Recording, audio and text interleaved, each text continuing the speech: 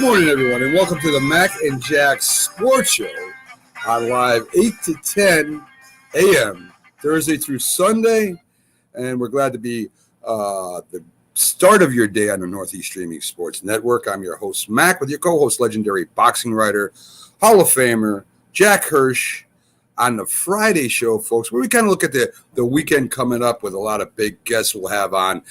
Byron Williams, former New York Giants wide receiver star, be looking at the NFL with us and the Giants. We got Keith Angle, who'll be checking in with Yankees, college, and the Patriots news. And then, of course, we'll have the Phillies sports guy, Jack. Jamie Pags coming in and giving us all our Phillies sports updates. Good morning, everyone. Good morning, Jack.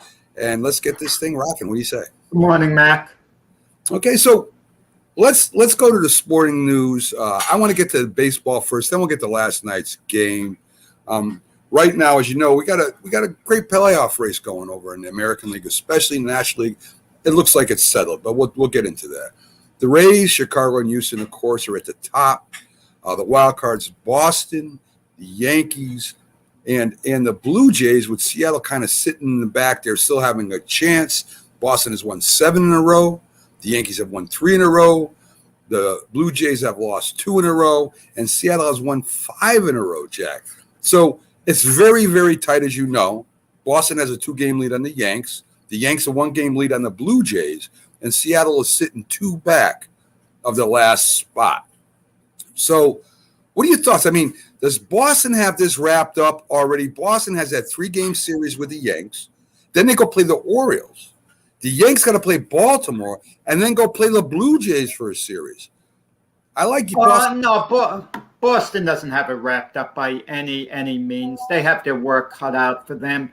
I mean, they have this 3-game series with the Yankees, and as long as they don't have a major blip, if they win one of the 3 games, they're going to have a 1-game lead over the Yankees moving forward. But everyone thinks the games with Baltimore are gimme. Baltimore doesn't have a good team. But how many times have we seen teams stumble? Look, we've seen the Yankees stumble against the Baltimore Orioles. They're barely over 500 against the Orioles on the season. So it's the type of thing where the Red Sox could easily run into a little bad luck, lose 2 out of 3 against the Orioles, who have one very good pitcher in Means, on their staff. Very, very good pitcher.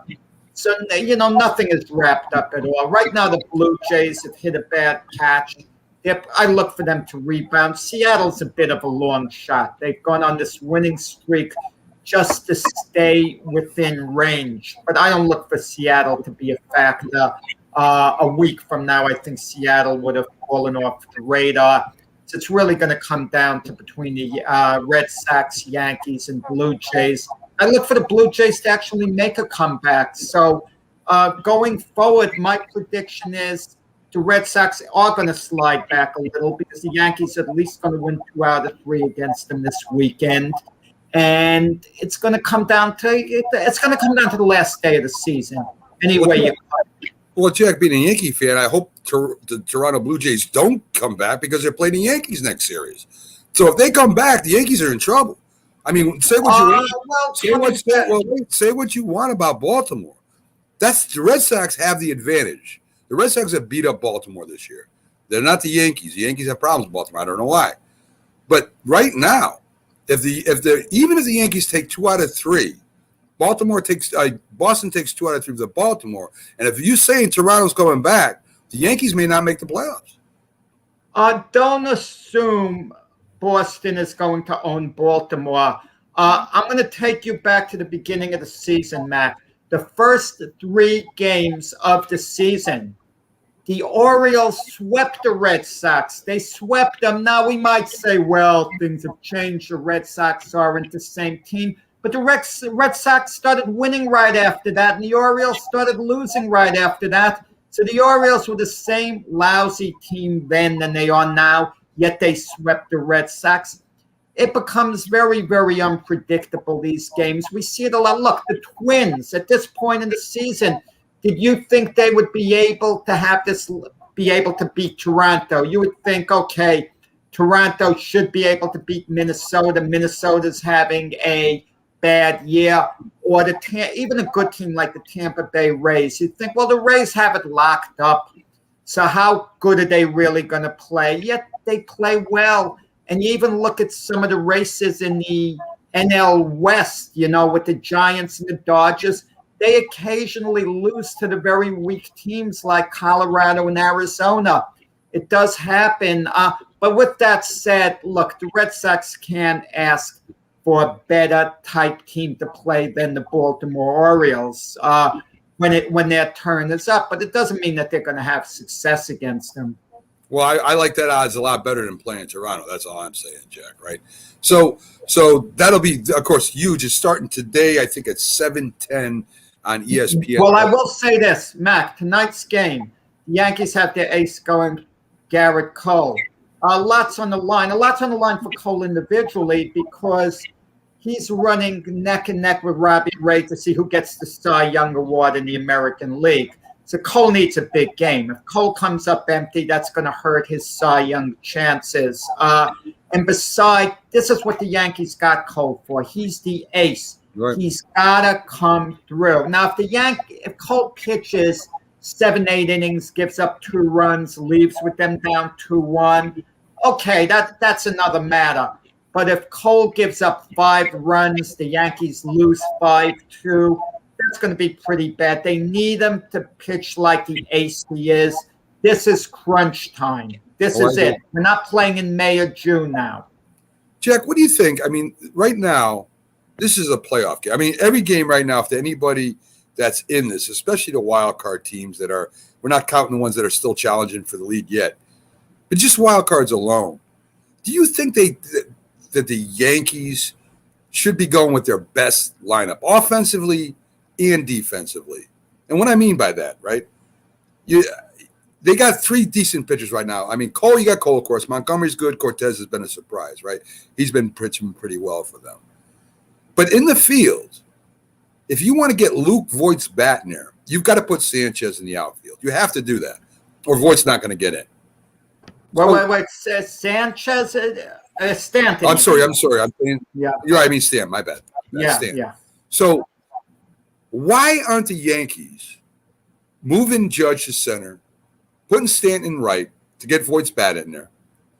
And I know, listen, Torres is a decent young player. He's gone through a bad season. Maybe he gets better. Maybe he doesn't. Why isn't Odor at second base as a lefty hitter? Why are the Yankees? And of course that means you got Gardner on the bench. You got Torres on the bench, which is good. I mean, you got a lefty righter. You can do the matchups. There's a lot of things you can do. And I think Velasquez should be starting at shortstop. And of course you still got, trying to remember his name. I think it's Taylor. There's a Taylor that can come in and pinch run. Tyler Wade. Thank you. So he's still going to come in and pinch run. You've got a set bench now, lefty righties. You've got the best possible offense in there. And, of course, you got your top 3 pitchers, and you throw whoever you want in the fourth, whatever they do. Why aren't the Yankees just doing that right now and trying to win every game they can? My answer is I think they are doing it. I think Aaron Boone is putting in what he thinks is really the best lineup. Case in point, as astounding as it seems, he's overplaying Brett Gardner. Gardy is now like a regular. He's penciled in like he's a starter day after day. And I'm thinking to myself, give Gardy a day off. He's an older player, but he's putting him in for his defense, his speed on the bases, and he's been hitting as well, getting on base. He walks, he gets on base, and who gets less playing time indirectly because Gardy's in? That's Luke Voigt. Luke Voigt's bat, you want in the lineup, but at what expense? Now, the key guy is Gleyber Torres. You say play Velasquez ahead of him. I disagree. Oh, you've got it, Jack. It's a nice start. Gleyber Torres has more upside, but do you want to put Gleyber Torres at second base? Listen, Urshela at shortstop can work out.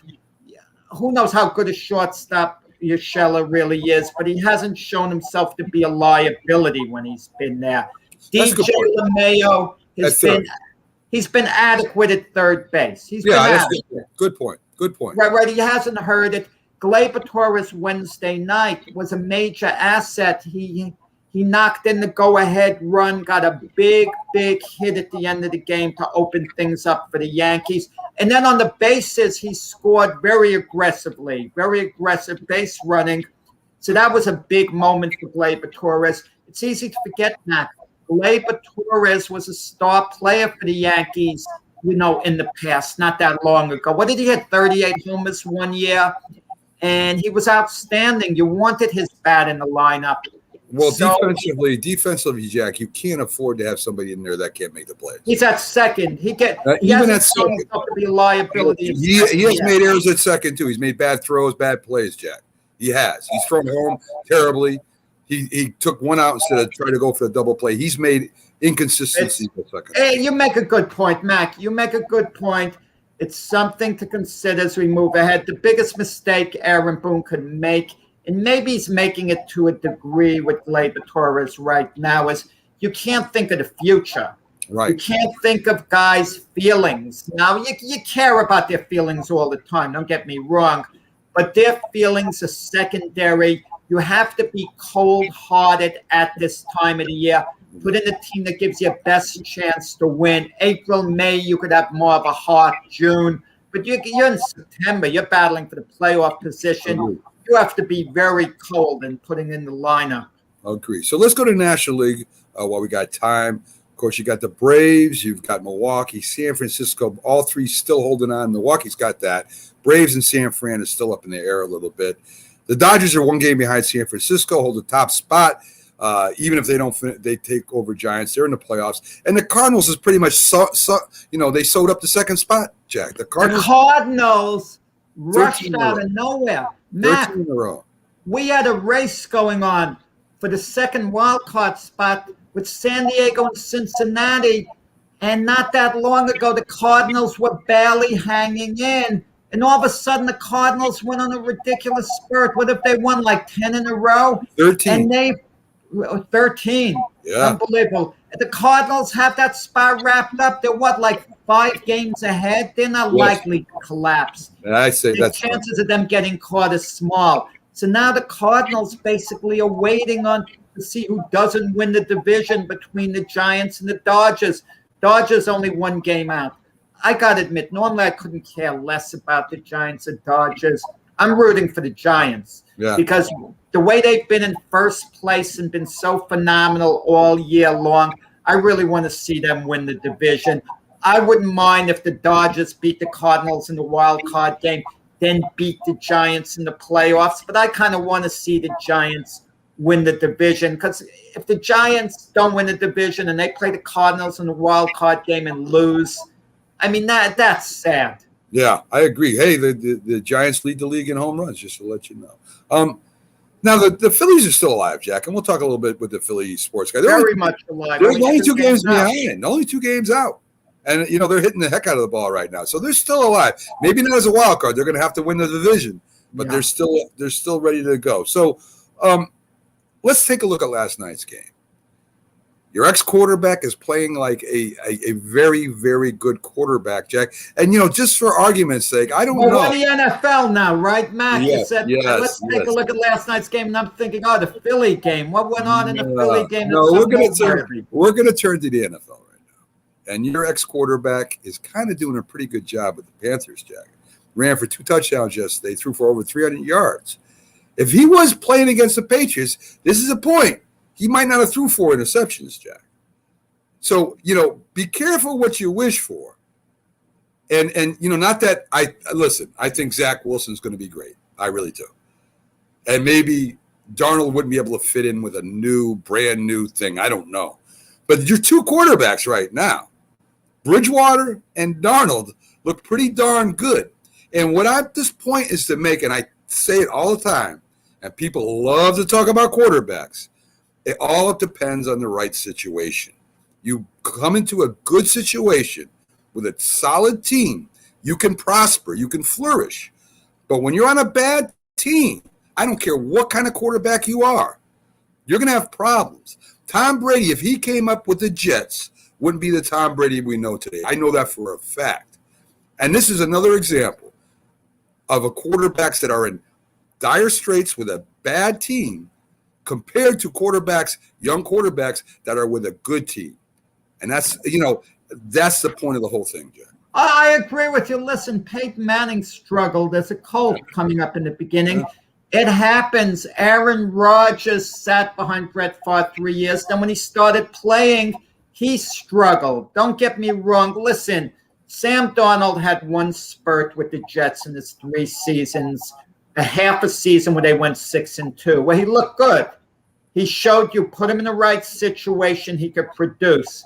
But you also have to look at the opposition, the situation. Sam Darnold's been wonderful for the Panthers these 3 games. But they played the Jets 1 game.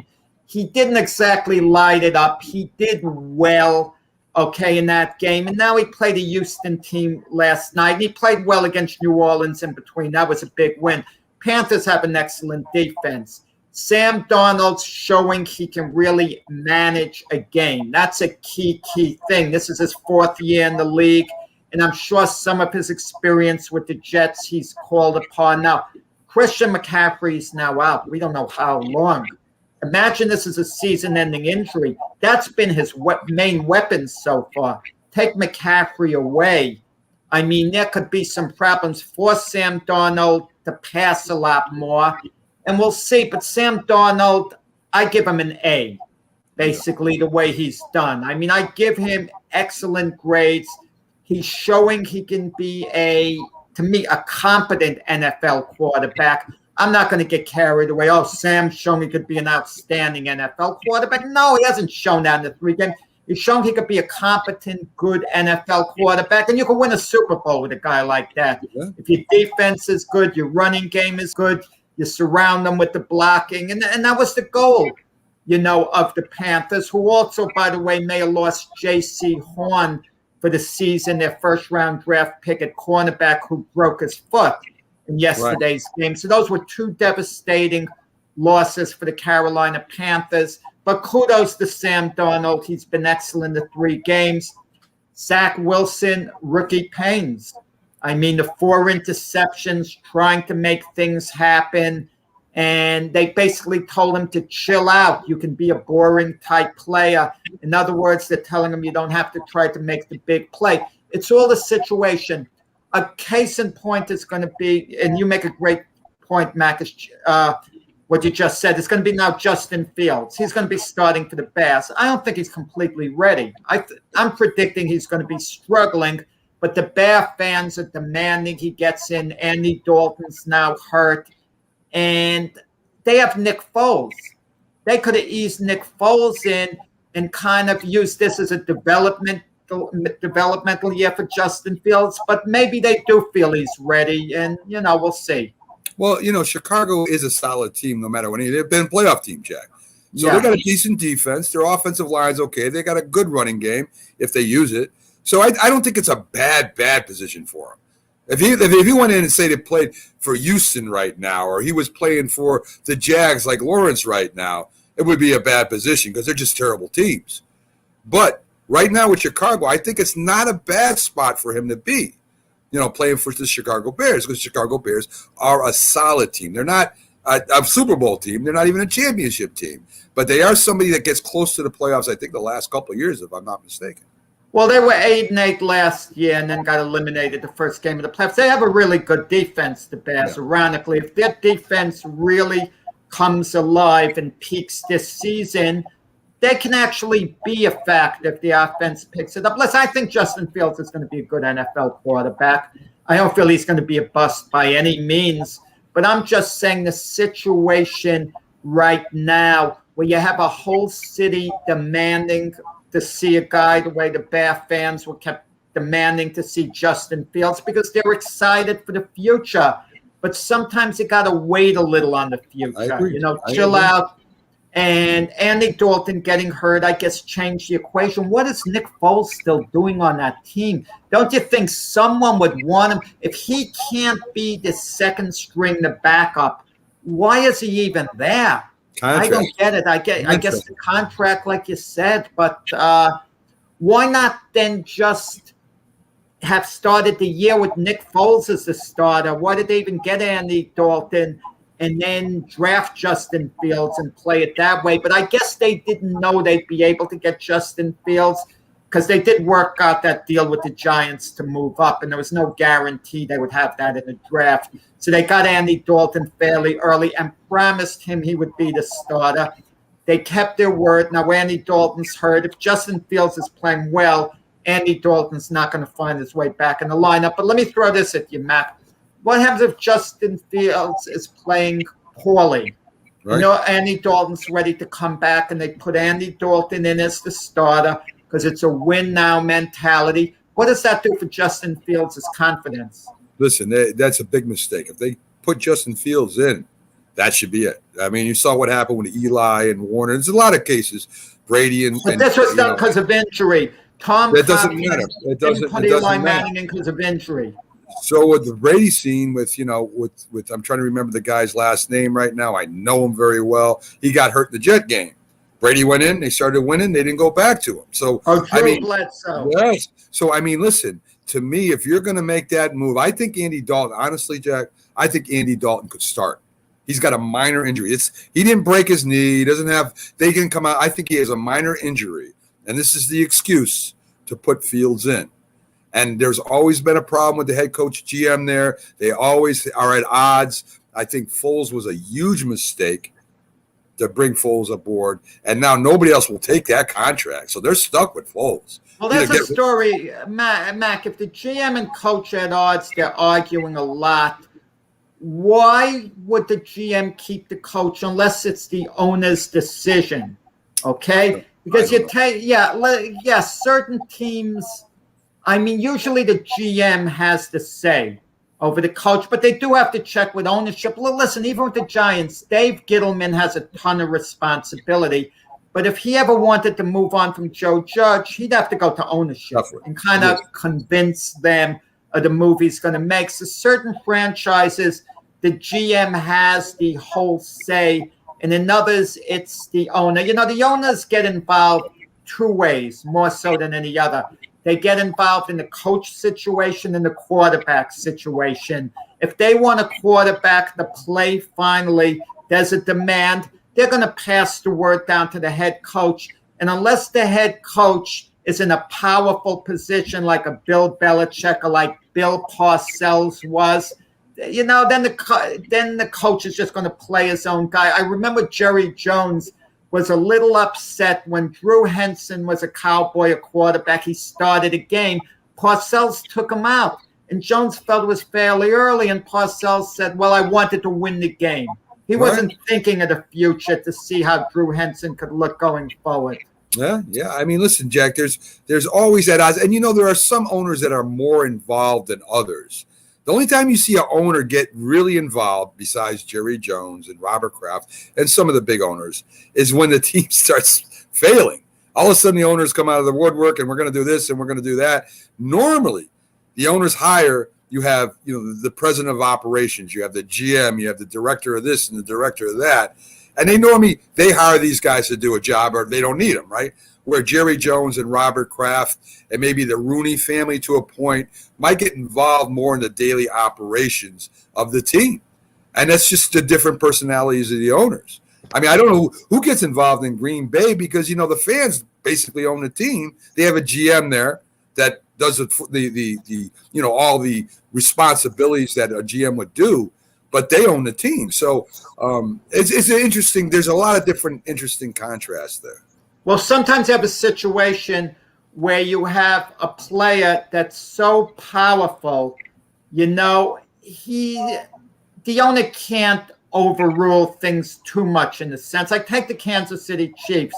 Chief ownership is supposedly hands up, but you have a coach and a quarterback who is so powerful. The owners aren't going to get involved. They're not going to tell Andy Reid what to do with the Chiefs.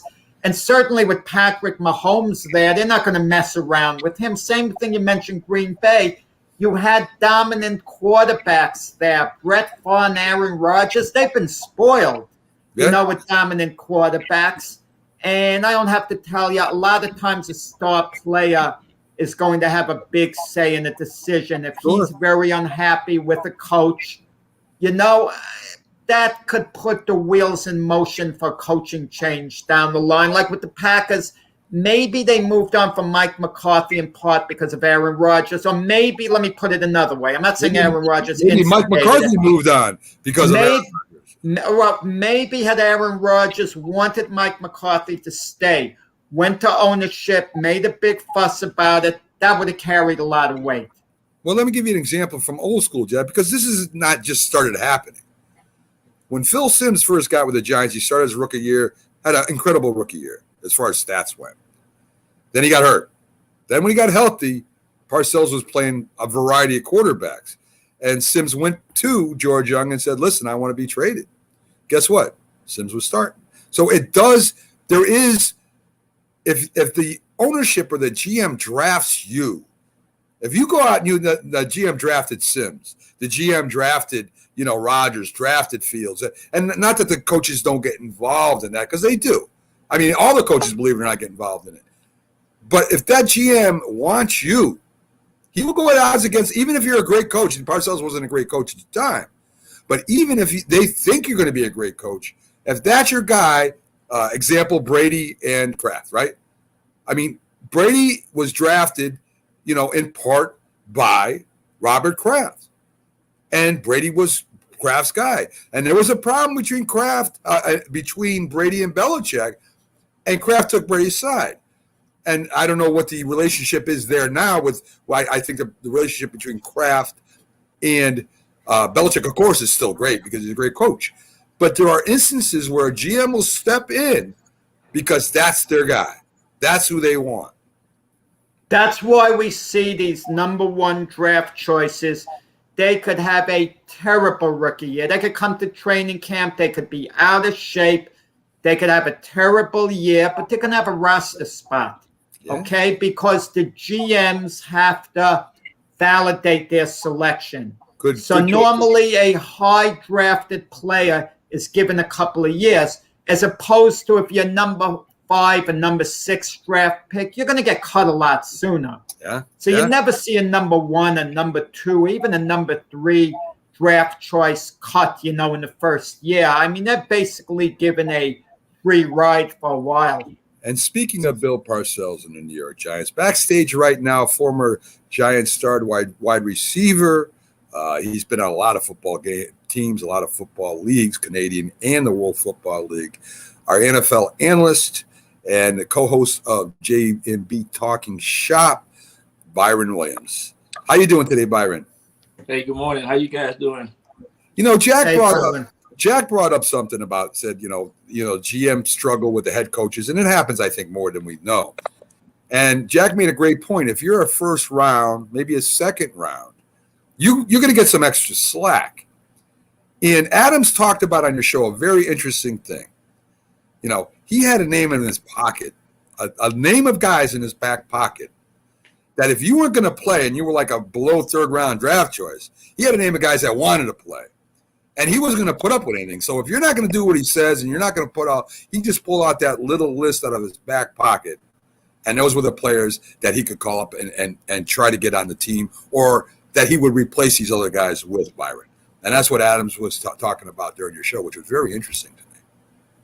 Yeah. I mean, unfortunately, there always have been some first round or second round of bust for as high these players coming out of college.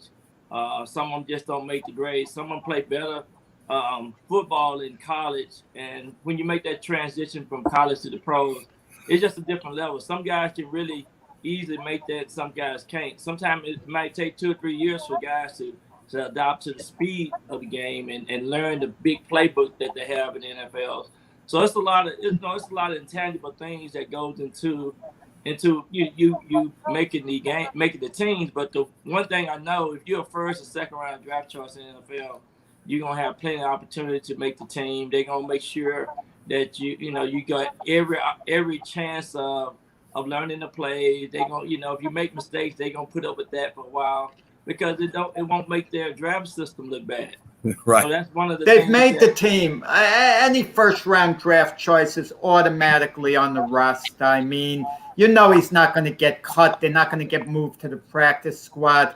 because it makes the GM, it makes the organization look bad that they would draft someone like that. Unless it's a discipline situation and the player's acting up, then maybe they'll move him to practice squad to try to make a point to wake him up. But even second-round draft choices, Byron, even third-round draft choices, the first 3 slots make the team.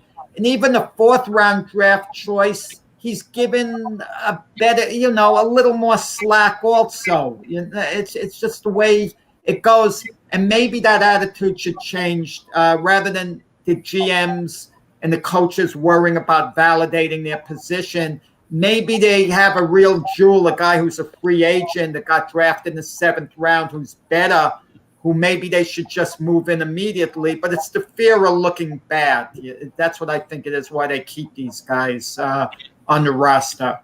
Yeah, there's a lot of things that factor in too. And just for example, George Adams, he's the first round draft choice for the Giants. He don't have a career 1,000 yards in his stats, but he injured his hip and things like that. So he was also good at catching third down passes out of the backfield. And back in the day, but you see that George was on the team for 4 years, then he went up to New England. But yeah, and he was a first round draft choice. But the system is in place for that and mostly now with the draft choice, if you're a 4th, 5th, 6th, 7th round, they usually put you on the practice roster if you don't do something on special teams or whatever. But they make it fit. But they really believe in the guys that they draft because it's something tangible that they like for their style of capability and ability to come in and improve, make an impact with the team. So if you get drafted now, it's only 7 rounds now. So if you get drafted now, usually all 7-round draft choices have an adequate opportunity to make these teams. And even if they want to put you on a practice roster for 1 year or 2 years. So that's one thing that I know as well. Byron, me and Jack talked about this before you came on, and I believe this, and I know this is true. You're a first-round draft pick normally because of a reason, because you're going to a bad team. And you see with Trevor Lawrence struggling right now. Zach Wilson had a little problems last week. And they're on teams that just aren't good. They're just not good teams yet. They're rebuilding, and these are where they are. But if you are able to land on a good team, a solid team, like Mac Jones, like perhaps Justin Fields this week, where the Bears are not a bad team, right? You have an opportunity to flourish there quicker. I'm not going to say that these quarterbacks are bust yet, right, but you have an opportunity because you're on a place where you can develop faster instead of running around for your life and try it. So I think a lot has to do with it. Who knows? Trevor Lawrence may end up with another team in a couple of years if he can't cut it. We don't know. But I know for sure if he was in the Patriots organization right now, he would have a lot easier time adjusting to the NFL than he does right now. So a lot of that, as you know, Byron, has to do with what team you go to also. Absolutely. And Sam Darnold is a good example of that. He struggled with the Jets, and now, they 3-0, and that's a good example. So you see that time and time again. Good luck without Christian McCaffrey moving forward. Talk about Sam in a few weeks. But they've been playing overall. They played well. He's been excellent, Sam Darnold. I agree. And the coach is really good. I think the coach is a coach that gonna make some good things happen. He have a track record, so you got to go with track records and stats and things like that. But yeah, some coaches, some quarterbacks, when they, for example, the class of '83, Dan Marino, he was the last guy picked hard in the first round and went to the Miami Dolphins, and he helped turn the Miami Dolphins around as well. But it's kind of like how you come in and be a part of the process of winning and losing. But you got to look at the defensive side as well. I think sometimes people just think you're gonna come in there and instantly you're gonna start winning. It ain't gonna happen like that in the NFL. Oh, let me throw this by you. The game yesterday, the Texans had no running game, and they essentially were playing with a third-string quarterback if we count Deshaun Watson as being on the roster. Tyrod Taylor was out, Davis Mills. Davis Mills didn't do a bad job without a running game, but had Deshaun Watson been in there, he would have done more. He may have done a lot more even without a running game because he has mobility. Let's say a Patrick Mahomes. These guys are going to make things happen. So there are like certain levels there. And people think I'm hating on Sam Darnold. I want Sam Darnold to do well, but he's only at a certain level. He's not at that elite level. He's never going to be like anywhere near the top quarterbacks. I can't make that prediction. There you go. Yeah, that's really. But Sam Darnold, man, they put a C on his jersey. So evidently he's been doing something that's spectacular in training camp, and he done proved himself. It seemed like the team. They put a C, the Washington football team, on Dwayne Haskins' jersey. So I don't know how much that means. Well, you see where he had to, but yeah. But my point is, when I still see on these guys' jerseys, that means that they got the respect of their peers and their teammates, and not only that, the coaches. So it's something that they do. They might do extra studies in the film room and all that. Things that we don't really see sometimes. You make a great point. Yeah. Let me tell you why. Because Miami didn't put a C on Tua's jersey, and that's kind of revealing. It really is. Yeah, and most people think just because you're quarterback, you're going to be the captain, and it doesn't work that way. It takes time to get the credibility and get your teammates and everybody to say, okay, this guy's our leader. You know, we expect this out of him, blah, blah, blah. And it gets to the point to where expectation is the most important thing for a lot of leaders. So let's talk a little bit about Carolina. They're 3-0. They beat the New Orleans Saints. They whooped the New Orleans Saints. They took care of business. They beat who they're supposed to beat. A lot of people didn't think they'd be 3-0. 2-1 at the best. They thought they would lose to New Orleans. They did. They dominated New Orleans. With or without McCaffrey, Hubbard played. He played a good game. He's a good running back. He may not be the best, but he's a good running back. And they got Dallas coming up. They got a tough schedule coming up. I think they got Washington and the Eagles coming up soon too. Yeah. But you think Carolina can challenge Tampa Bay for that number one slot over there in that division? I really don't. I think they plan for a wild card spot. I think at the end of the season there might be a wild card team, and that'll be a great improvement. But right. I just think right now Tampa Bay, if they stay healthy and their defense play the way their defense has been playing, it's going to be hard to beat Tampa Bay in that division, no doubt. You know what? Their opportunity is in the next 2 weeks if they're going to challenge it all for the division, because Tampa Bay has a tough game with the LA Rams, who are, an elite team. And then the following week they go into New England, and I don't have to tell you how fired up New England is going to be. Tampa Bay could conceivably lose 2 games. If they lose these 2 games, and all of a sudden Carolina has a cushion going forward, they're going to be battling with Tampa Bay at the very least for the division lead till late in the season if Tampa Bay should lose a couple of games. Yeah, next 2. Yeah, I believe in that. But, you have to remind yourself of what happened last year with the Pittsburgh Steelers starting off 11-0. Some teams going to start off good, but it's going to be some team going to finish well. So it's a long season. So, with that extra week now, and everything can happen. So it's going to be interesting to see who's going to be sustainable. And plus the injury factors.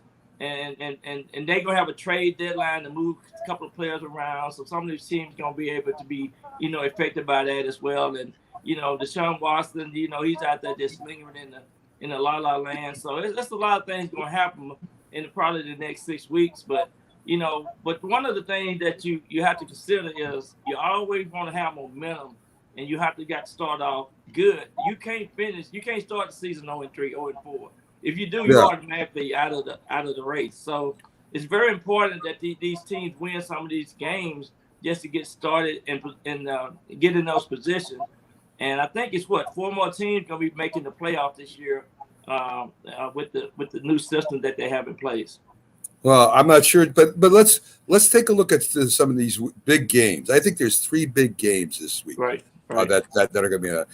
You got the San Diego Chargers against the Kansas City Chiefs, and yes, Jack, I did say San Diego Chargers.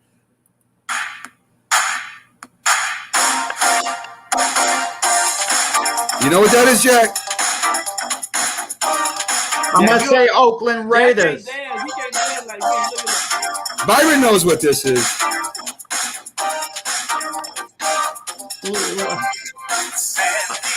I'm old school. You score a touchdown, I'm a receiver. I just put the ball down on the turf and run off.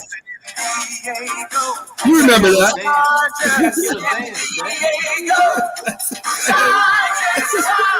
There you go. That's the San Diego Chargers theme song. I had it there. I had to play it because Jack always tells me that the San Diego Chargers. He didn't say it that time, but I didn't care. I'm just gonna play it anyway.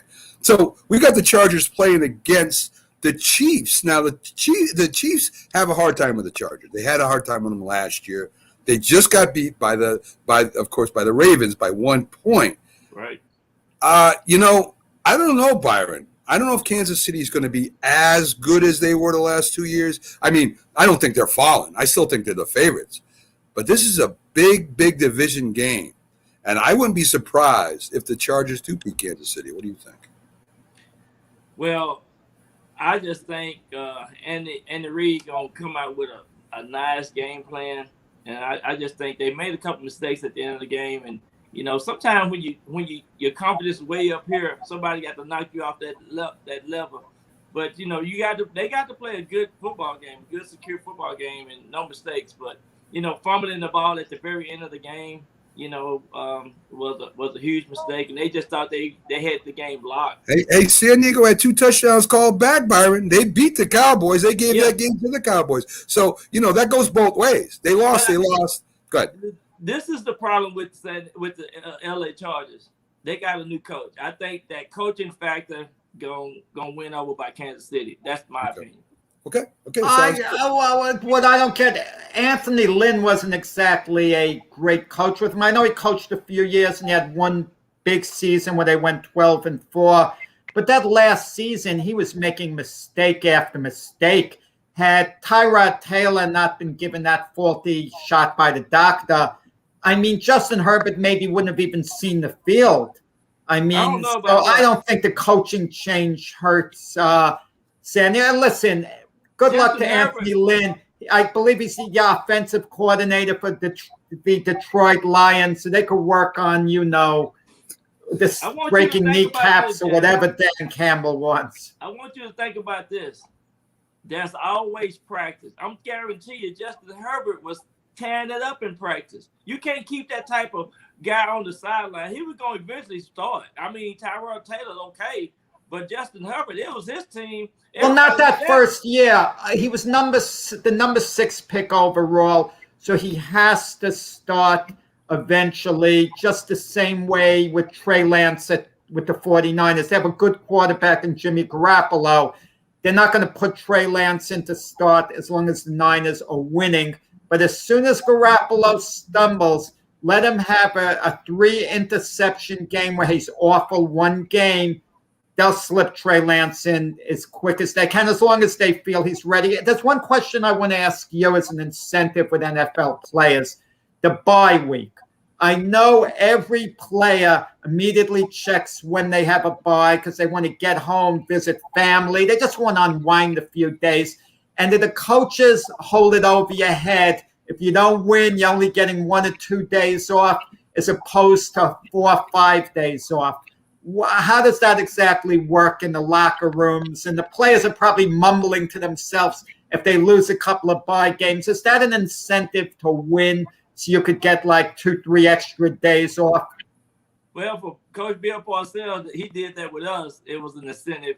But each team is different, and each case scenario is different. But usually they get 3 to 4 days off during that bye week, just to get back in the family setting and to come back enthused and refreshed and renewed. So I think there is some factors into that. But you're always reminded that you got to finish strong, so you got to come back. And you want everybody to be healthy and all that type of thing, in the right frame of mind. And so, it's a factor. And Byron, it's an incentive too, though. It's an incentive too. So, Byron, let me bring you back on course here. Tampa Bay is playing the Rams. I mean, this is going to be a great game, I think. I think this is the game of the week. Great defense on the Rams. Stafford quarterback and Brady quarterback in the awesome Tampa Bay offense against a great defense. Who do you like there? I mean, Tampa Bay, believe it or not, is giving the Rams a half a point. So it's a pick 'em, basically. Yeah, it's going to be a exciting game. I think it's going to be maybe the division NFC division championship game going to the Super Bowl right now, but based off the two teams and what they're doing. Both of them got great defenses, great quarterbacks, just a great roster of players. So definitely the game of the week. I'm gonna get an edge to the Rams because they playing at home, and I just think too that Tampa is, the Cowboys should have beat them, I thought. So I just think the Rams gonna be the team, and Matthew Stafford is having an awesome year, and once he get hot, he's hot. So I'm looking for an upset. I'm going to tell you, Matthew Stafford's been in the league, it seems, forever.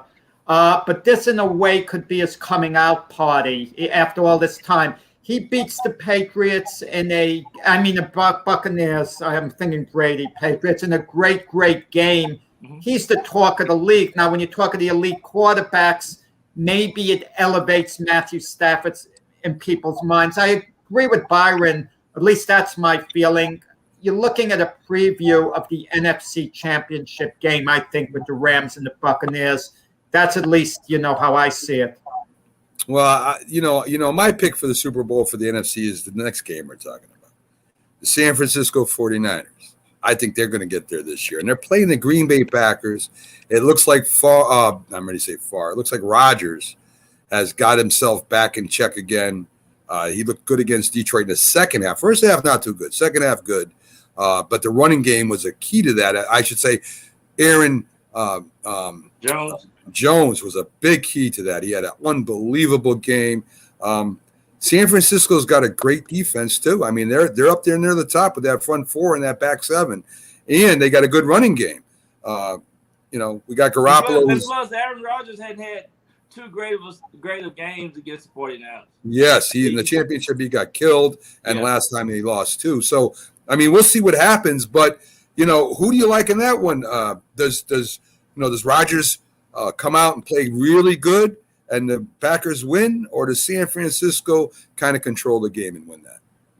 I think San Francisco got an edge on my tablet. I think they have probably a field goal of 1 point favor should win that game at home. I just like the way the style of coaching that happened in San Francisco right now. Don't make a whole lot of mistakes, and you have to look at those factors for me. So I'm giving San Francisco the edge in that game. What do you think about what Jack said about Garoppolo, right? I think Garoppolo took him to Super Bowl 2 years ago. He helped lead him there. I think he's got a little bit more than one bad game before they replace him. I think they'll use the kid to come in and maybe down near the goal line and run an option or whatever he can do. But if you take Garoppolo out for one bad game and put a rookie in there that ends up making mistakes and San Fran starts hitting a losing streak, you can't put Garoppolo back in there. You made your choice, right? Yeah, right. I agree with that. Garoppolo is going to be he's the player right now. I think, Trey still got some growing to do. And so, he didn't have a whole lot of playing games in college. So right now, I would still go with my veteran quarterback and make sure that, and he's the leader, and, and him and the coach got a good relationship. I just think, preparing the game, there's certain case scenarios and down situation that they use Trey Lance, but continue to do what you're doing, and I think kind of throws the defense off too. So that's what I like. San Francisco is exciting to watch. So you have to continue to stay with that type of game plan. I agree with that, Byron. So Giants this week, you got. Let's go through that quick. We'll go through the NFC East, the two games I want to talk to you about. Washington and Buffalo. Washington is getting 8.5, so Buffalo's a heavy favorite. The Giants are favored for the first time this year against Atlanta. Can Washington's defense slow down Buffalo's offense? Not up there. Yeah. This is Washington's first game away from on the road, and I think Buffalo is fine-tuning some things. And I think, just based off what I saw last week, I think Josh Allen's going to have a heck of a game, and this is a breakout point. Coming from Miami and going back home, I think, they weren't quite focused against the first game against the Steelers, and I just think that Buffalo's going to be on point. Even though Washington got a great defense, I'm not saying they don't, but I'm telling you, it's going to be hectic to go to Buffalo and defeat the Buffalo Bills this week. Buffalo doesn't have much of a running game. There are things that Washington can do on defense, showing, drop some of the linebackers back, protect a little more against the pass, figuring that Buffalo isn't going to run the ball that well on them anyway. Yeah, I agree with that. But the short pass game and throwing the ball, within less than 2 seconds, 2.5 seconds, move that ball, and that's what Buffalo gonna do this week. I tell you that now. They unstoppable on offense. I'm going to tell you, we live in the age of the running quarterbacks, and I've been guilty of this. We think a team doesn't have a running game, but if you have a running quarterback, you have a running game. Like the Ravens have a great running game. They have the best running back in the NFL in Lamar Jackson, and all due respect to Derrick Henry. So sometimes we get a little brainwashed figuring, well, they don't have a running game, but if the quarterback runs the ball, what does it matter as long as the quarterback knows to hit the deck and not risk injury? And that's what I like about Josh Allen. He'll take his chance and he'll run that ball. He definitely will do that. Yeah, and can definitely get injured too. That's the only thing I get scared of. Yeah. Giants in Atlanta. I mean, if the Giants don't beat Atlanta, Byron, I'm not saying the season's over, but my God, they'll be screaming from the rafters. There will be a riot in Times Square. I mean, then it's going to be bad if they don't beat Atlanta. So, what do we turn Barkley loose finally? Are we going to keep babying him all year? Do we? I mean, Jones has been playing decent. He's not. I think he was Offensive Player of the Week or something, which really don't matter if you win. If you don't win, I don't care if you're Offensive Player of the Week or not. Anyway, point is, we've got to get a running game going. We have to get a running game going. We got to get Barkley going. If we can't play him, sit him down, let the other back run. At least let the guy get some reps in. Maybe we'll get a running game going. Not Barkley, but something. I don't like holding him back and then putting the other guy in. And I don't want to hear all that. Either he can play or he can't play. And if Barkley plays, we easily beat the Falcons. If he don't, we should beat him, but who knows? Yeah, this is a coming out game. This is the coming out week. They got to definitely use that running back. That got to be a big part of the offensive strategy, and they got to be able to use the tight end too. But yeah, they definitely. I think Barkley got to come out. He needs 100 yards just to get his momentum going. And I think after 3 weeks, going into the third week, this is it. This is the showdown that they need to have, and they got to get that first win. I mean, it's a win or break season right here for the Giants, no doubt. I believe that. Believe it or not, I believe you there. I think it is too. You got to beat the teams you have a chance of beating anyway. I mean, absolutely. I mean, especially after giving up that game to Washington, that was ridiculous. I try to blank it out of my mind, but I sleep at night and it keeps jumping in my head. Byron and myself were exactly on the same page with 2 minutes and 15 seconds to get so ridiculously conservative to just make them use the timeout. Oh, come on.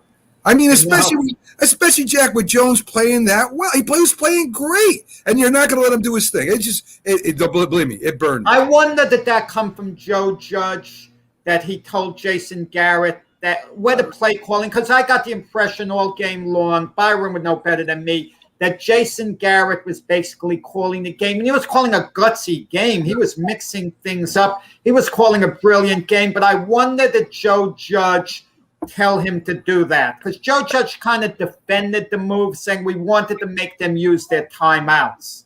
So I kind of wondered, did Joe Judge get involved at that point in the game? No one mentions this. Joe Judge is a special teams guru, supposedly. Last season, the Giants had problems with special teams, and at the end, they lost, on a special team play being offside. So what can you say? Yeah, he do need to state his opinion on what they need to be doing, because you just cannot make those stupid mistakes. And but yeah, we got to do better on the offensive side of the ball, and you can't have receivers and the quarterback, talking to each other. You got to be in there. You got to say, hey, I'm gonna make this play. And especially during the game, you can't come in and say you should have threw me the ball and all that type of stuff. That's just not football. That's not teams football. And one of the things that you got to always remember as a player is the integrity and what's best for the team. And you can't be selfish. And when you become selfish, then you lose the whole perspective of what the game is built around. But what bothers me, with Galloway after he said he wasn't snapping at Daniel Jones. There was a Jason Garrett. You can't disrespect a coach like that. I would treat him like a man the first time, call him into the office very firmly. This is unacceptable. If it happens again, there are going to be consequences. And to me, the consequences might be I might send him to the practice squad for one game to make a point. I'd really humble the guy. And if the guy doesn't want to show up to work, he's losing a ton of money on that big contract. But I'm not putting up with that nonsense, at all. I mean, but with the modern athletes, you're not supposed to do that, supposedly. It's a whole different game. Now, they get this guaranteed money. That's why they do what they do. Hey, listen, Judge is supposed to be doing a lot of old school things, and I would imagine he spoke to Galladay after that happened. I would not think, if he's making players run laps and all this other stuff, he made excuses for me. He says, well, the player wants to win. Yes. Who doesn't want to win?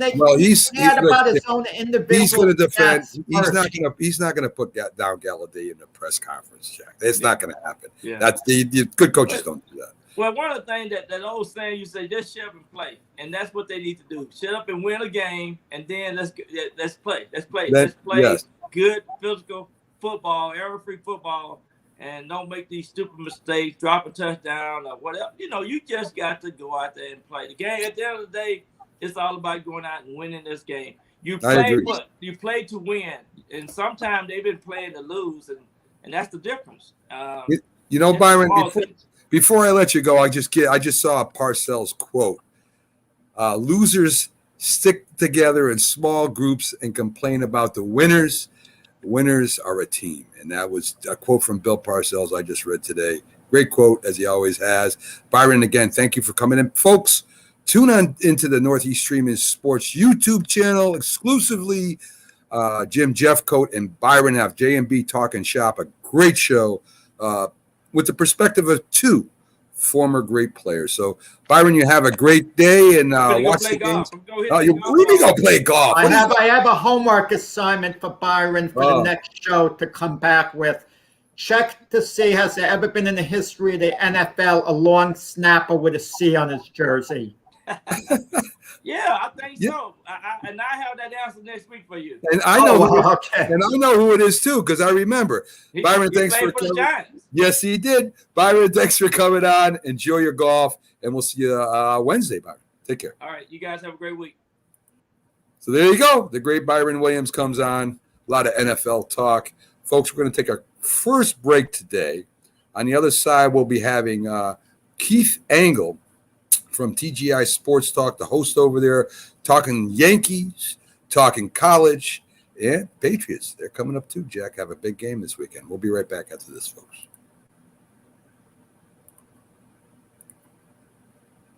If you served honorably in our nation's armed forces and you're looking for a way to continue serving your fellow veterans in your community, then join AMVETS. Each year, AMVETS members volunteer millions of hours at VA healthcare facilities from coast to coast, helping to improve the lives of their fellow veterans through the VA Voluntary Services Program. AMVETS posts and departments also participate in a wide variety of community service projects, ranging from Americanism in our schools to supporting the Special Olympics and Boy Scouts of America. If you no longer wear the uniform today, you can still serve through the AMVETS by joining today at amvets.org. Hi, Grandma. What's for dinner? Hey, honey, I'm making stew tonight. Ooh, can Nina come over? I'm not sure about our new friend. I wonder if there's been any drinking going on. Alcohol at her age can lead to so many bad things. I've been meaning to ask you, what would happen if someone offered you a drink? Grandma? This is hard. She's so young, but I know I need to talk to her about it now before someone tries to give her alcohol. If anyone ever does offer you a drink, I want you to say no. I have too much respect for my family, and I don't want to get in trouble. Okay. Really? I promise, Grandma. I love you too. Okay, how about tasting this stew and telling me what you think? Some children may try alcohol as young as 9 years old. It's not too early to talk about drinking. For tips on how to begin the conversation, visit underagedrinking.samhsa.gov. That's underagedrinking.samhsa.gov. This message brought to you by SAMHSA and this station.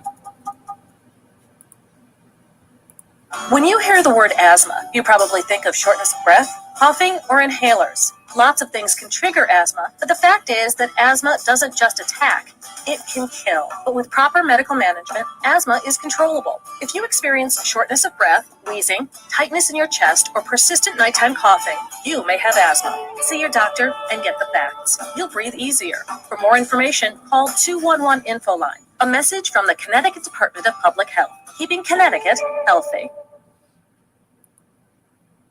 If you talk and they will hear you every single time. Now we're getting killed. Yeah, well, Kyle's not here. How come? Kicked off the team. Didn't Tim tell you? Kyle and some other kids got caught drinking beer in the park a couple of nights ago. Really? Yeah, zero tolerance. He's out for the season. Come on, it's a first offense, right? That we know of. But why should that matter? He knew not to drink. I've made it clear to Matt, that's what we expect from him. What have you said to Tim? Nothing really. You know, a lot of kids try it at this age, so Yeah, well, a lot of kids don't try it too. I'm not saying that Matt's going to be this perfect kid, but if I don't tell him what we expect and why he shouldn't drink, how's he going to know? You think kids that age really listen? They never admit it, Bill, but they hear more than you think. Talk. They hear you. For more information about talking with kids about underage drinking, visit underagedrinking.samhsa.gov. Try.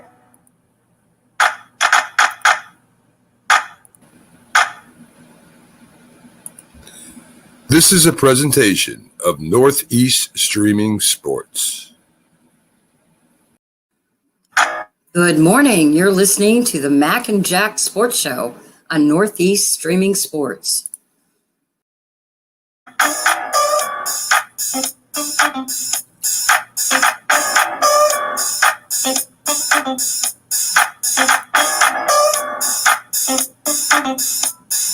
Good morning, everyone, and welcome back to the Mac and Jack Sports Show. We're live Thursday through Sunday, 8 to 10 a.m. This is our Friday show where we kind of recap some things. We take a look at the weekend. We just had Byron Williams in, our NFL analyst, and Keith Angle should be coming up in a few minutes. In fact, he just popped in. So we'll be getting to Keith with all the Yankees news, the college football matchups that he's looking forward to, and a little bit about the Patriots. So, you know, he's got to be happy with last week's performance, Jack, against your Jets. So let's bring up Keith and see what's going on. Hey, how you doing? guys, how are you?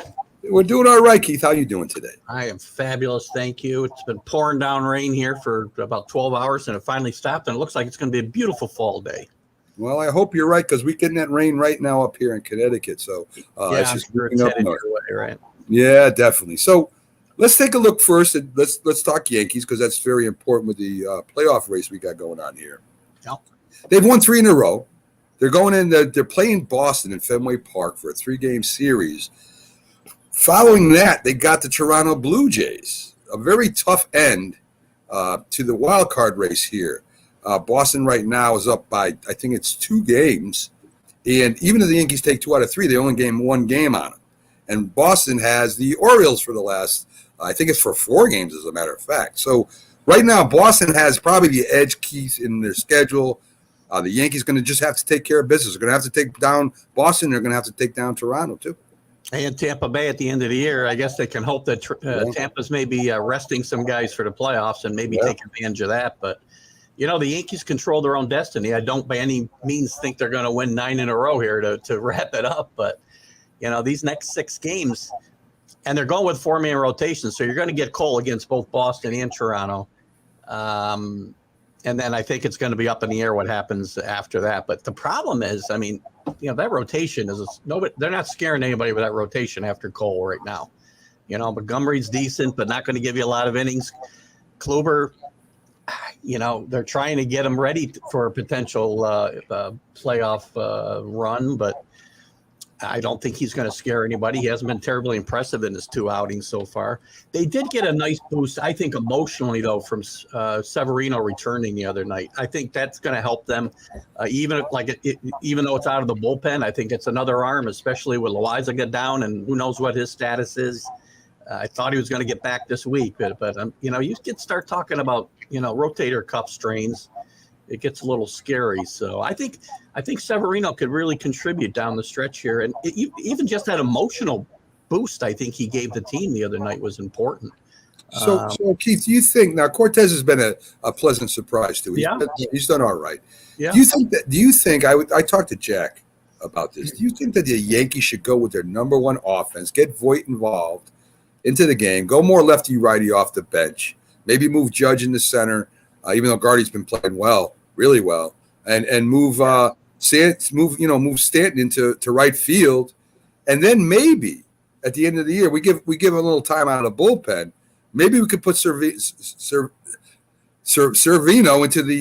into the starting rotation. I wouldn't be surprised if he gets enough arm strength built up here the next got a week to do it now. But at some point in the playoffs, if they go far enough, I think you could see him potentially start a game. I don't think you'll see him start a game here the next week.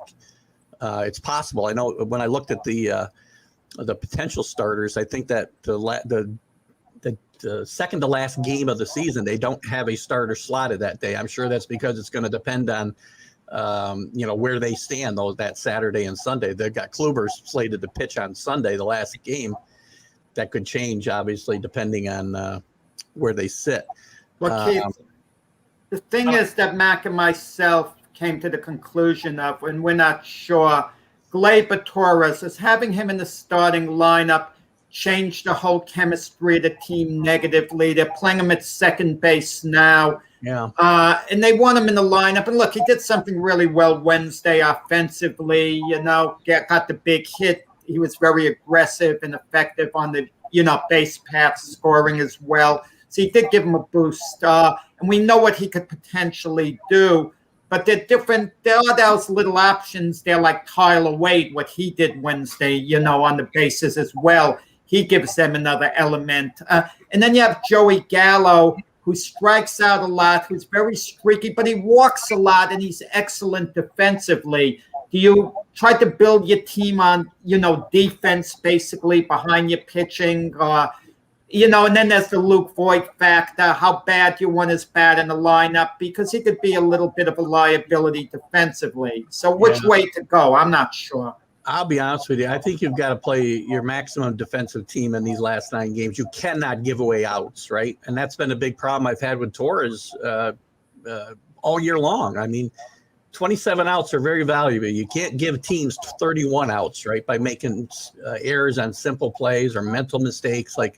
And again, I did a vlog last week. You guys and I talked about it last week. I'm not sure Torres can be saved. I don't really know if he can be in New York. He's a great player. And you don't, but the problem is, and yes, he had a little burst the other night. There's an asterisk towards what you said. He can be saved, but maybe not this year.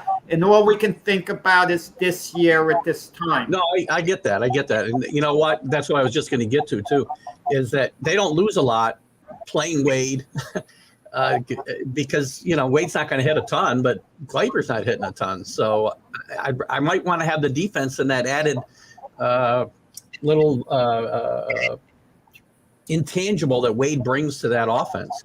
And I'll tell you what, you talked about Stanton too. I bypassed that comment, Mac, but Stanton has shown when he plays in the outfield, he actually hits better when he's playing in the field, which kind of makes sense to me in a way. I mean, sitting around waiting for 4 at-bats can't be that easy. What about Odor? Why isn't he at second? And me and Jack talked about this too, right? I mean, if you move LeMahieu to third, Urshela over to short, you ain't gonna lose much. And you got Odor at second, and then you've got the first baseman there that's been hitting, has been fielding well. I mean, he's a leader. And then you could put Luke Voit at DH, and then you got a heck of a bench. You got a heck of a bench now. Now you got Guardy coming off the bench who could come in and either play defense or get in there and maybe pinch hit. You still got Gleyber there for a pinch hitter or go lefty righty. I mean, your options open up if you just move a couple players. Yeah, I think Boone's got to be more open to that type of thing at these last 9 games, because you can't just lock yourself and say, well, Gleyber's got to play second base because he's my second baseman. As Jack pointed out a few minutes ago, right now it's all about these next 9 games. That's all that matters. The wild card game doesn't matter, right? Because if you don't get there, so what? I It's saw playoffs pitching right now. matchups and all that. It's playoffs right now, Keith. This is the playoffs. Agreed. This is a 9-game playoff stretch, and they can take themselves out of this very quickly if they don't get out of the gate against Boston. Well, That's the truth. That is the truth. So you do the college football huddle on Wednesdays. A great show, folks. Check it out. I mean, besides the TGI Sports Talk show itself, which is a great show, he has the college football huddle on every Wednesday night at 7 p.m. You got to check it out. What games are you looking forward to the most? The big games, Keith. It's a bit of a weak schedule this week in college football, but there's still some important games and I think some telling games. We got Notre Dame and Wisconsin playing at a neutral field in Soldier Field, which I think we're going to learn a lot about Notre Dame. They're 3-0, but they haven't looked great going 3-0. I mean, I know you are what your record says you are, but we're going to find out about Notre Dame and I think Wisconsin, who had a tough loss at home to Penn State. But, they have a very strong team, so I'm looking forward to that game. Texas A&M and Arkansas, I think, will be a very interesting game. Arkansas is out of the gate really well. Nice win against Texas at home. Texas A&M is really strong. Little in flux with their quarterback situation, but Jimbo Fisher is a great coach, and he's got that program positioned to challenge for a national championship now. Arkansas could surprise them, though. Arkansas loses a home game here because this game's being played at Jerry World there at AT&T Stadium, and it's supposed to be a home game for Arkansas. So they kind of to me, they lose. That's a huge advantage. They lose playing Texas A&M in Arlington, but I think I like that game. I think Clemson's got to be careful this week against North Carolina State on the road. Clemson struggled all year long to score points. Their defense is really good. But a bad Georgia Tech team last week, it was in position to tie that game in the fourth quarter, and that should not be if you're Clemson. Other than that, I'll tell you what, Michigan, this game, and maybe it'll surprise you guys. I'm very intrigued by the Michigan-Rutgers game this weekend. Michigan's out of the gate strong, but, Harbaugh's done this before. He's really good at home in September against non-conference foes. We're finally going to get into the Big Ten schedule. Rutgers isn't Ohio State, don't get me wrong, but they're a different program when Greg Schiano's been there, and he's done a great job rebuilding this program. They're by no means going to contend for the Big Ten championship, but I think they can give Michigan, all they can handle this week. I don't think they'll win the game, but I think they'll keep this close. I'm very interested in that game for sure. What do you think about UCLA this year? I mean, do you think they got a chance at taking Pacific 10? I said yes. I've been very high on UCLA, and when you watch my college football huddle shows, even my Sunday Stream of Consciousness, I've talked them up big time. I thought they were ready to take the next step, and then they get beat at home, blowing 2 7-point leads in the fourth quarter against Fresno State on 2 75-yard drives. Bad loss, but again, not a league loss. So can they contend? Yeah, I still think they're the favorite in the South, and they'll have, if things play out the way I think they will, you'd have a Oregon and UCLA championship game there. If they can bounce back, this week's important for them. They've got Stanford on the road this week. Stanford's played better the last couple of weeks. This is a big bounce back week for UCLA. They got to get over that loss and get over it quickly. If they do, then yes, I think they can contend. And the Pac-10 I thought was going to be much better and have a contender for a playoff spot this year in the Final Four, college football playoff. But that's a bad, UCLA needs to be strong. It can't be just Oregon and everybody else. They need other good teams for them to get pulled along into the playoff conversation. Yeah, and it's a shame with USC. I mean, that program is just one's one of the greatest programs in the country, and now look at it. It's crazy. It's like they've driven a Ferrari into the ditch here, and they don't know how to get it out of there. So it's crazy. It's crazy. So let's get to the Patriots, right? The Patriots go up against that rookie quarterback, Zach Wilson. It looks like he tried way too hard, tried to make plays, and it's not college, right? I mean, you're in the pros. You can't just start throwing the ball all over the place and not have any kind of discipline there, and it just hurts your team, in the end. Even though he's trying, and I give him a lot of kudos for going out there and doing anything he can do to win, but instead it kind of made the lead get bigger, right? So I like the Patriots defense right now. I like their running game. I like what they're doing with Mac Jones. Of course, it was the Jets. So we're not going to get too excited about that. Right. Because the Jets aren't there yet. That's all. I'm not trying to put the Jets down. They're just not. They're not in Patriots League yet. Maybe by the end of the season they get more competitive. But they do have a good game coming up this week, Keith. What are your thoughts on the game this week? It's going to be an interesting matchup with the Saints. I'm still not a big believer in Winston, even though that big game against Green Bay, you saw last week, the big come down against Carolina. And remember, not to get off topic, but don't forget what I told you about Sam Darnold in Carolina. Not that they've really played anybody yet either, but they did beat the Saints. Yes. The Saints are a very intriguing team. They got a great coach. And again, I think this is similar to last week, even though Winston's not a rookie. This is a matchup where Belichick's going to look to confuse Winston, and like he did with Wilson last week. And if they pressure him, their front seven is very good, and they take the pressure off what might have some weaknesses in the secondary. You got to attribute a lot of those interceptions last week to the pressure they put on Wilson. So the front seven contributed to those 4 interceptions. It's a very interesting game, and I think an important game for the Patriots' growth here. If they fall back and lose this game, I think they're playing at home, aren't they? Am I right? Yes. Yeah, they're playing at home. Yeah. I think it would be a little step backwards, not a huge step. It's not a bad football team. It's a Sean Payton coach team. But you want to keep building on what you've got. They haven't asked Mac Jones to do too much, just enough not to lose games, right? And that's, basically where Tom Brady was in 2001 and 2002. They're going to need James White's going to be very important in this game. The tight ends are going to be very important in this game because Saints are hard to run the ball against. The Patriots want to run the ball. You're going to need these little bubble screens that the Patriots are so famous for. And I think James White's going to be the key to the offense this weekend for the Patriots to succeed myself.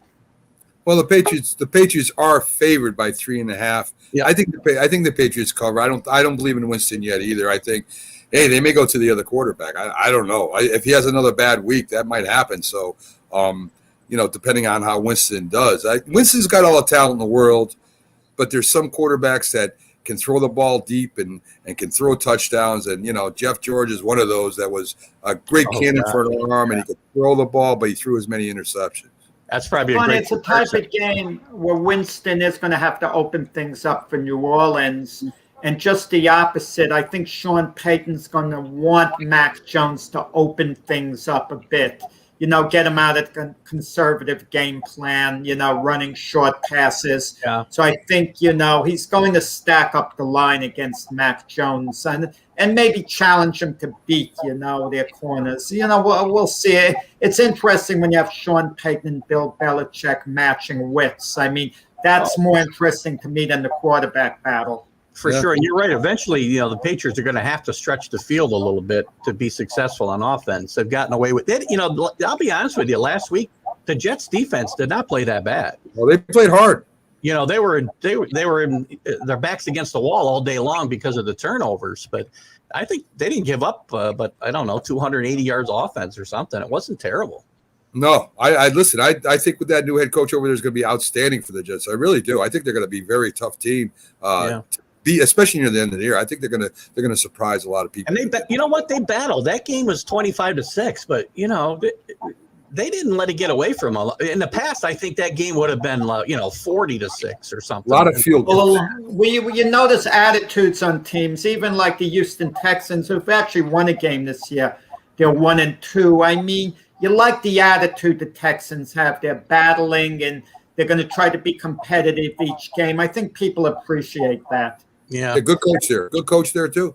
Yeah, back to the Patriots real quick. One thing they got to do better too is get the ball in the end zone, in the red zone. They have not been good there at all. You just can't finish up, 75% of your drives with field goals. You're not going to win in this league if you do that. They got to get better there. I think they will. Well, let me tell you, Belichick is going to take what he can get right now with the offense. He's not going to turn the ball over. He don't care.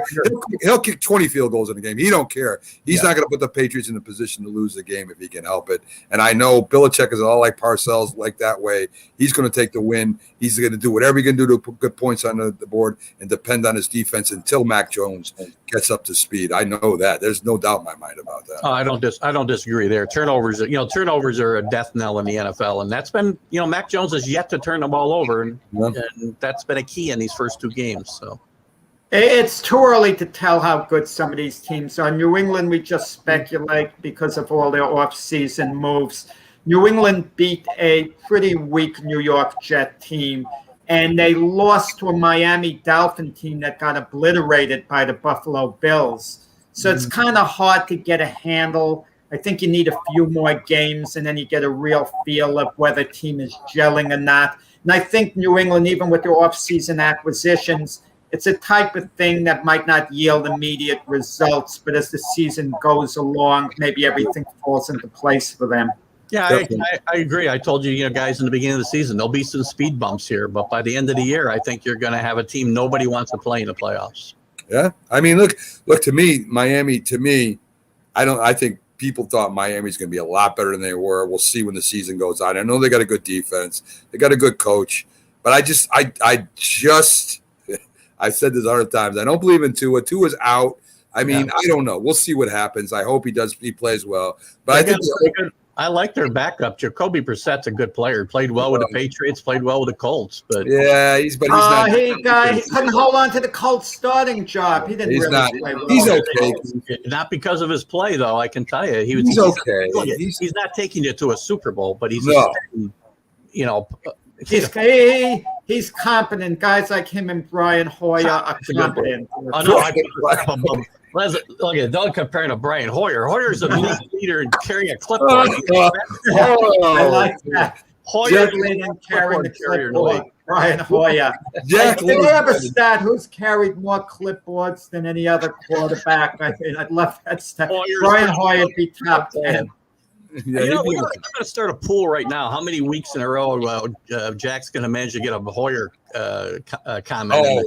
He'll do it every week to you, Keith. My dream quarterback team, Josh Rosen and Brian Hoyer battling for the starting quarterback job. Oh, Lord. Hey, Keith. Thank you for coming in again. We got a quick break to get to, and then we got the Philly sports guy, Jamie Pags, coming up. Of course, we're going to talk a little bit about the Phillies. They're still involved, and, of course, about his Eagles. So, how'd the Eagles do last week? Did they win? They didn't win, right? We'll ask Pags when he gets on, as he's sitting backstage right now swearing at you. So, we'll get to that. Keith, again, thanks for coming in, folks. Go check out TGI Sports. Great site, great show, great interviews. Go check them out. Thanks again, Keith. Thanks, guys. Have a great weekend. You too. So there you go, folks. Keith Engel with TGI Sports has a great Wednesday show called the College Football Huddle.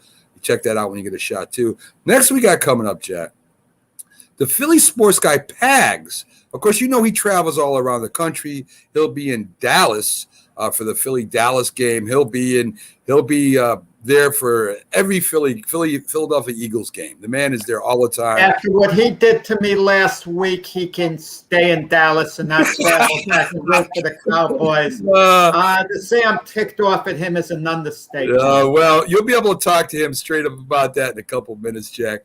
Folks, we're going to be right back with Pags, one of my favorite guests, and of course one of the best shows on Northeast Streaming Sports. So we'll be right back after this, folks. Stick with us, and we'll have the Philly sports guy up next. Hi, Grandma. What's for dinner? Hey, honey, I'm making stew tonight. Ooh, can Nina come over? I'm not sure about our new friend. I wonder if there's been any drinking going on. Alcohol at her age can lead to so many bad things. I've been meaning to ask you, what would happen if someone offered you a drink?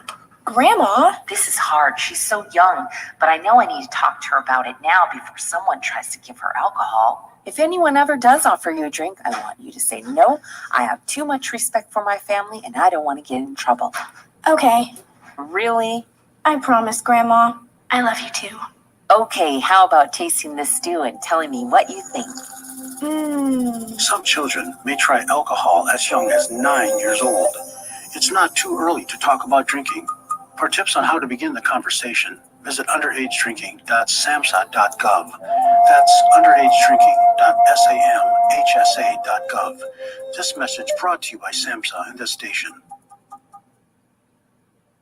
If you served honorably in our nation's armed forces and you're looking for a way to continue serving your fellow veterans in your community, then join AMVETS. Each year, AMVETS members volunteer millions of hours at VA healthcare facilities from coast to coast, helping to improve the lives of their fellow veterans through the VA Voluntary Services Program. AMVETS posts and departments also participate in a wide variety of community service projects, ranging from Americanism in our schools to supporting the Special Olympics and Boy Scouts of America.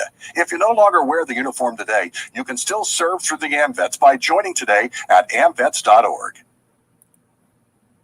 If you talk and they will hear you every single time. Oh, we're getting killed. Yeah, well, Kyle's not here. How come? Kicked off the team.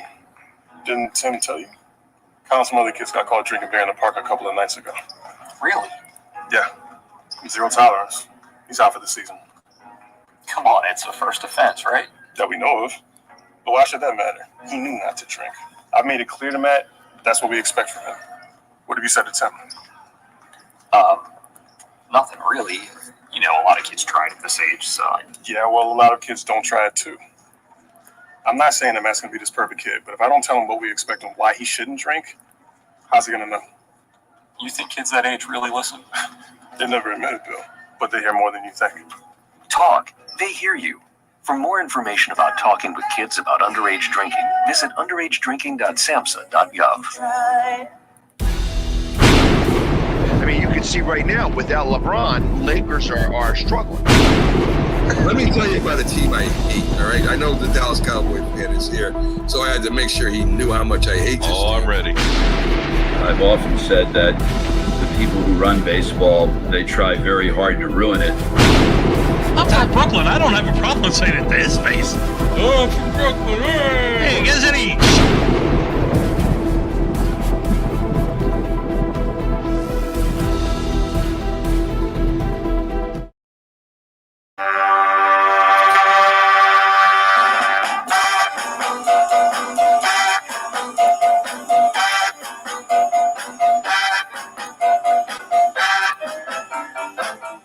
Good morning, everybody, and welcome back to the Mac and Jack Sports Show. We're live 8 to 10 a.m. Thursday through Sunday. We're on our Friday show where we have some of the best guests of the week on.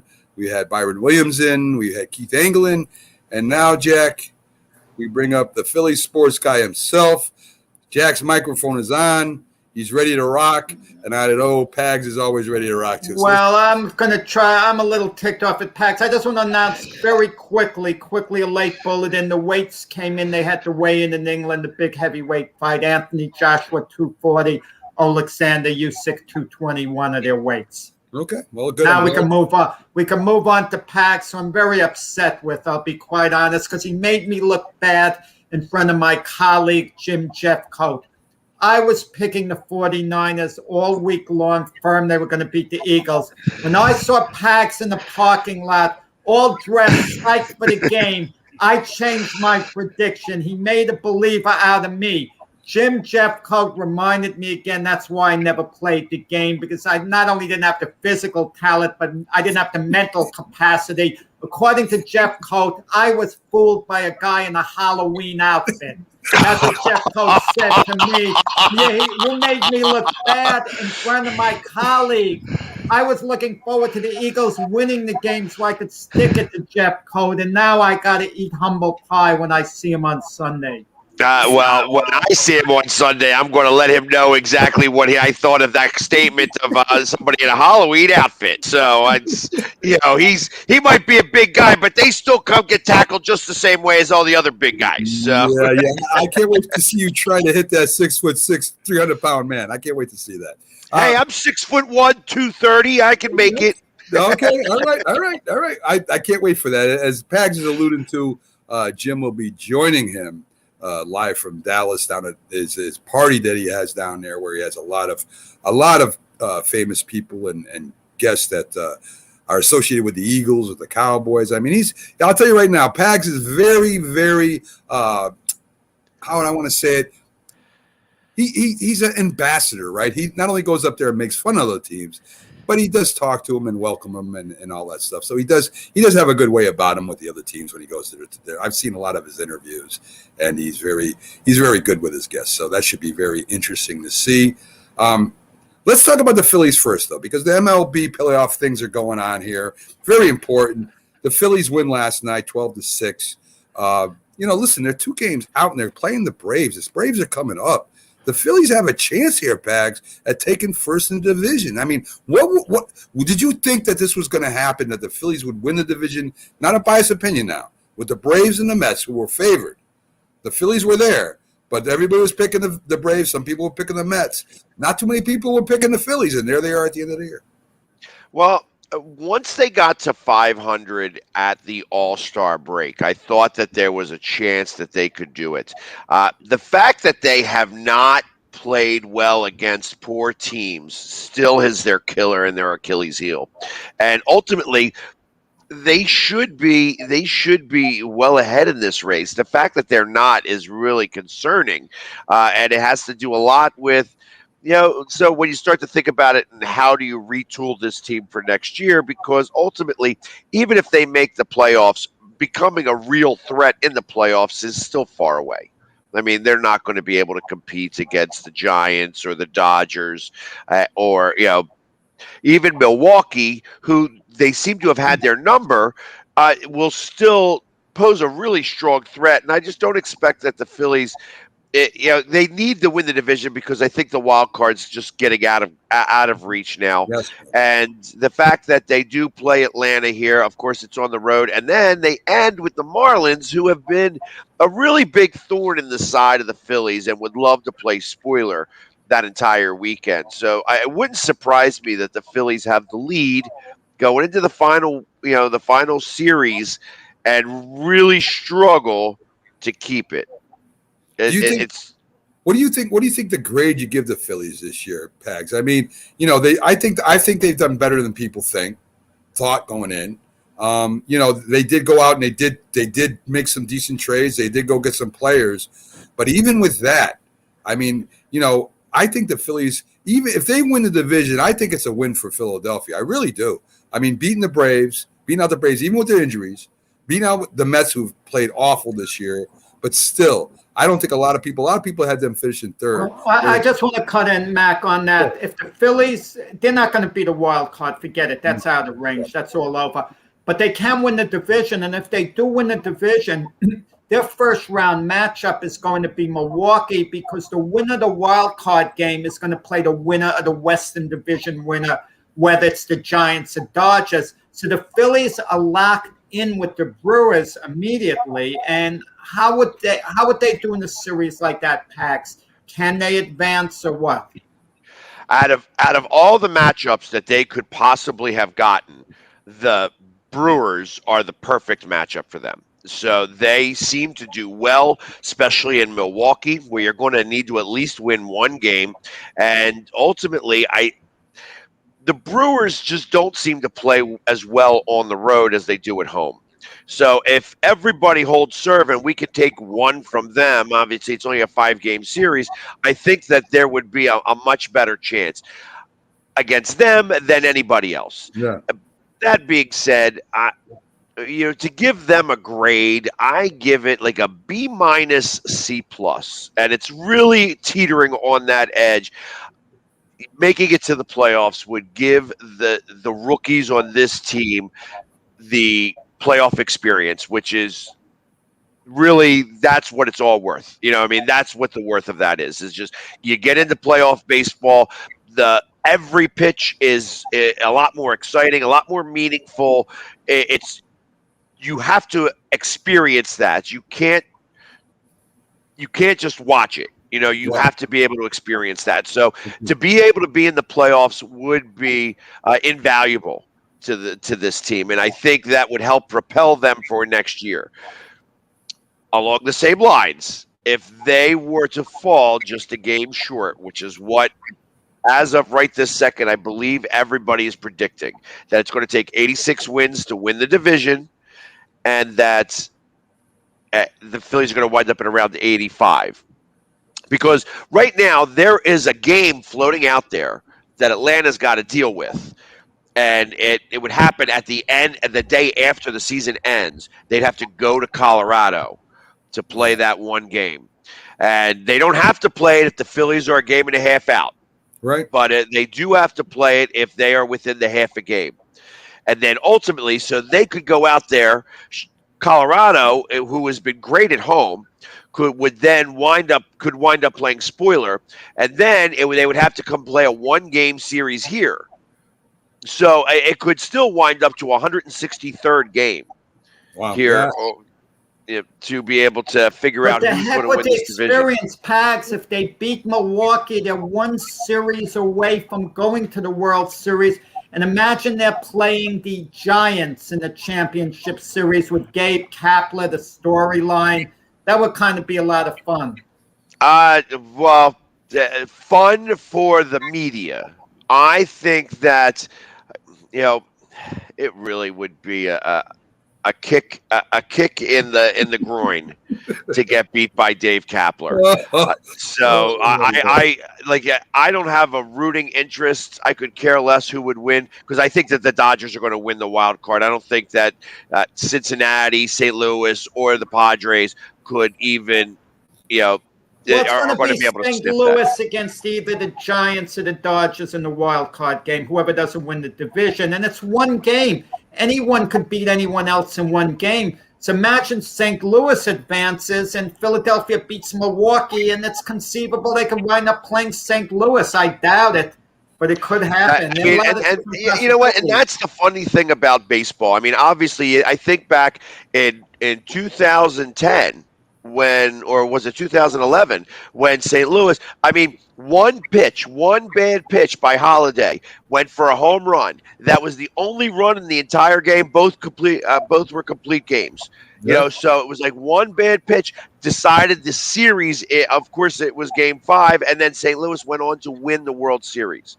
Yeah. So it's but that is such amazing baseball. You know what I mean? When you think about it like that one pitch decided the entire series because you had your ace going out there and every pitch was just, you were like riveted to the television, and just to come to find out okay, now it was over. That run was over. And so was the Phillies run in total. They haven't made it back to the playoffs since then. So it's, you need to be able to get that experience, and even if the Phillies were to lose in the first round, that experience is invaluable. Of course, if you win in the first round and then you go up, now you're going up against the next time. So, but they're going to be doing it on a 3-man rotation. And that's going to be hard to do, where everybody else is still going to be in a 4-man rotation, and ultimately the arms are going to start to get tired, and that's where, even yesterday, Nola, who started off and gave up 6 runs. It was 5-0, 6-5, and then they came back to win 12-6. So there's no quit. And as of right now, the will of Bryce Harper, who is likely going to be the National League MVP, is willing them to win. So will is a funny thing. You know what I mean? If you can put all the cards together and get everybody pulling in the same direction, next thing you know, a mountain could be moved. That's true. Let's touch real quick. We haven't talked about Ben Simmons. We got some time. Ben Simmons isn't going to be there. He doesn't want to play for the 76ers anymore. He wants out. He's not going to training camp. He's not doing anything. Do you guys, listen, if you don't play, you can have him sit and he doesn't get his pay. You guys get rid of him. Do you want, and if you do, what do you think you get back from with his attitude right now? Because he's only hurting himself, really, if you think about it, because other teams are watching this. And if he goes somewhere, what would you be looking back if you were a 76ers fan for him? Well, so I have a much different opinion than most fans. Let him sit. I feel like that this is going to create a precedent. And this precedent is going to wind up in the NBA PA, where they're going to be able to, so if players going to start to do this, because the inmates are starting to really run the asylum in that league. And I think that the ownership is going to start to try to take back a little bit of control. And I believe that one of the bargaining chips that they're going to wind up running into is because these players, the salaries on these players are getting astronomical. So the way that they're going to be able to control a little bit about this is that they're going to start to sue back. They're going to start to fine the player if they're going to start to pull this off. And obviously that rule does not exist right now, so the Sixers won't have to pay him if he sits out. But I think what's going to happen in the future is that they're going to wind up setting the precedent, because this is happening, that if he holds out, they're going to be able to fine him. Because my thought is, and I'm not a lawyer, but realistically, this is a breach in contract so severe that it's actually going to cost the Sixers not just money that they owe to Ben Simmons, but money in revenues. And that the Sixers as an entity should be able to sue Ben Simmons. Now, I understand that that's now becomes very wishy-washy to try to prove that in a civil court. I'm not a lawyer, so I don't know any of the rules when it comes to that type of stuff. However, I feel that when this guy who signed this contract has gotten paid a tremendous amount of money, because he's got a little bit of a baby attitude where he doesn't want to, I'm going to take my ball and go home. I'm going to play the Carson Wentz card. And now all of a sudden he thinks that I like how the Sixers are positioning themselves here, that, hey, listen, we want you back. That's all we're going to say. We want you back. If you don't want to come in, that's fine, because we ain't going to pay you. And ultimately, I don't think it matters to any other team in the NBA.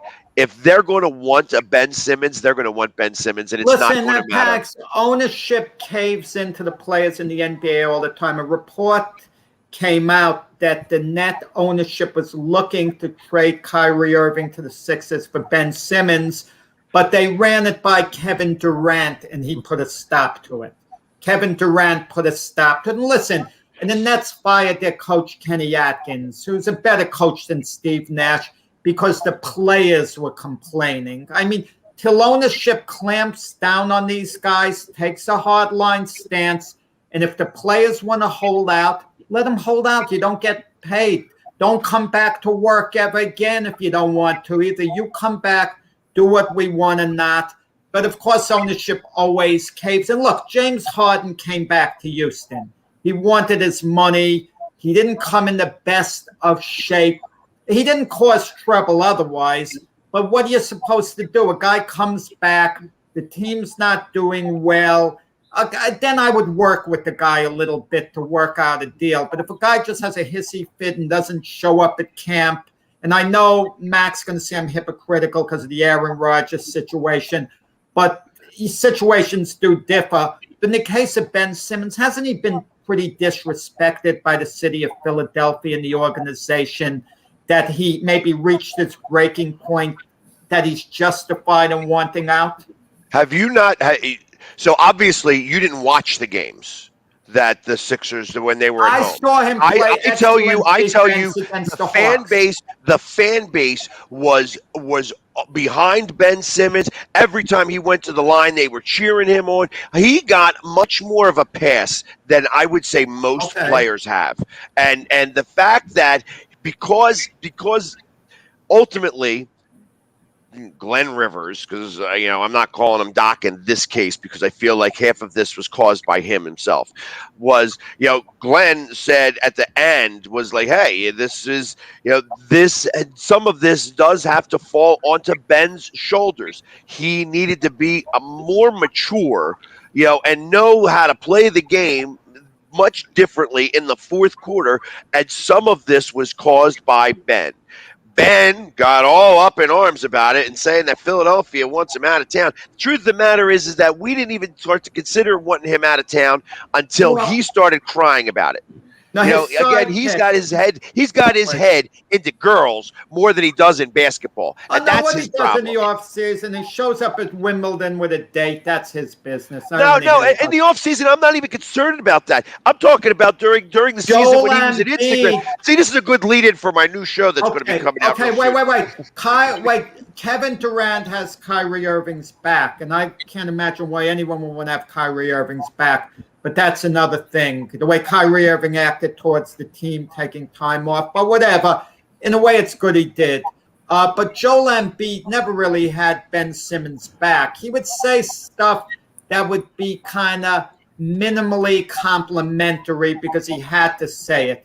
but he didn't. Ben Simmons didn't exactly get the support from Joel Embiid, the firm support that would have made him feel a lot better. And I can't. I mean, let's call the spade a spade even further down the line. There was a reason why what's his name from Miami didn't want to come. Yeah, didn't want to stay. That he went to Miami instead of taking the money here because he didn't want to play. Correct. He didn't want to stay with Ben Simmons. So when there's smoke, there's fire. And I'm a Philadelphia homer, obviously, and I feel that heart and grit shows a lot more than desire. You know what I mean? And if you don't desire to be here, then I don't want you here. I don't want you in my town because if you're going to be a miserable and just bring everybody else down, which is what's going to wind up happening. Because obviously, let's call it as it is. Ben Simmons is also got a lot to pay for. So he's going to want, I know he's got paid a lot of money up to this point, but he hasn't gotten paid all that money. So he's going to still have a lot to pay for. And he's living a very extravagant lifestyle. All of a sudden you start taking away those checks and then he's going to be like, well, it's time for me to go to work. You know what I mean? And that's what's going to wind up happening here. And the problem is that he's going to come to work and he's going to be a miserable. And then it's going to start to bring the rest of the team down. But ultimately, I feel that somebody else is going to want to take on this problem. Even though they see what's happening, they're always the greener grass as they're looking at it. Oh, well, I don't like the situation over there, but I think if he comes here, he's going to be great. Well, yeah, a lot of coaches back thinks they can solve the problem of the player when they really can't. But anyway, let's get to the Eagles, right? You got a big game coming up Monday night. Guys played competitively against the 49ers. It wasn't a bad game. I mean, you guys held your own. Dallas is going to be a different animal, right? Dallas is going to throw the ball all over you. They do got a two-headed monster in offense. Their defense is playing better under Dan Quinn. They looked a little bit better when they played up against the Chargers. Granted, the Chargers had 2 touchdowns called back. But again, the game, the win is the win. The record is the record. Correct. So my opinion, my outlook on this game is for you guys to win, you guys are going to have to run the ball. I mean, you got a young quarterback who can run. You got Sanders who can run. I forget your second running back, very explosive too. Gainwell. There you go. And I think that if you guys can control the ball and run the ball, you guys can win this game. Your defense is formidable enough. Keep Dak off the field as best you can, and you're probably gonna give up a couple big plays. You might, but to win against the Cowboys, I think you guys got to really run the ball effectively.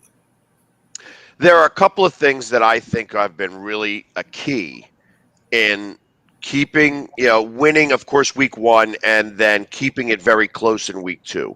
I mean, obviously, the loss, to express the loss last week, was done in the trenches. The 3rd and 1s and 4th and 1s that the Eagles had every time that they came up against a 3rd and 1 and 4th and 1, whether it was offense or defense, they lost the battle. And that's why they lost that game. And really, that's it, because you had a clean sheet. You didn't turn the ball over. And they made a couple of bad penalties where they gave time back to the 49ers, where that's, again, that one fumble that went out of bounds, it would have been 3rd and 15, but the late hit by Barnett, who loves to give late hits at the most inopportune times, that causes a 15-yard first down, and that kept them with the ball for another 2.5, close to 3 minutes, that we didn't have the time to give up. So against Dallas, it's a little bit of a different animal. I feel like that the Dallas defense, although improved from last year, couldn't, anything's an improvement from last year's defense. I mean, they were breaking records on how much points they were giving up and how many yards you were giving up. So you can only go up when you're that far down. That being said, I feel that it's still going to be in the trenches that this game is going to be won. That Dak, although he looks good, is not the Dak of 2 years ago. he is not going to be able to be as mobile. I mean, he'll be able to get out there, and like I said, I know that he has got no fear on that leg, so he's looked good, and you can't take that away from him. And their offensive line is a good offensive line, and the defense is going to really have to stack up that. I feel like Zeke Elliott is not the Zeke as before. I think Pollard is really the main back there anymore, and Pollard has always killed the Eagles. Not that Zeke has been a pushover, but Zeke has good games and bad games, where Pollard always seems to have good games. He likes to get 100 yards on us on like 9 carries. So those are the types of things that I kind of see. I also like the fact that the cornerbacks have been keeping everybody in front of them. That the 49ers had one play of over 20 yards. Everything was only 18 yards or less, except the one play to Deebo Samuel for 40 yards, and that was before the half. And really, that was what propelled them to go down and score right before the halftime. If they can do that with these receivers, because Amari Cooper's not playing, obviously, or if he's playing hurt. They have CeeDee Lamb, who's going to be somebody who they need to take up. I don't even know who the tight end is on the Dallas Cowboys, and that's a surprise because I'm so used to knowing who the tight end is on the Dallas Cowboys. So I feel that in terms of the offense and the versus our defense, I need our defense to just be able to hold them and get off the field in the times where it's 3rd and short. That's going to be a really big key here.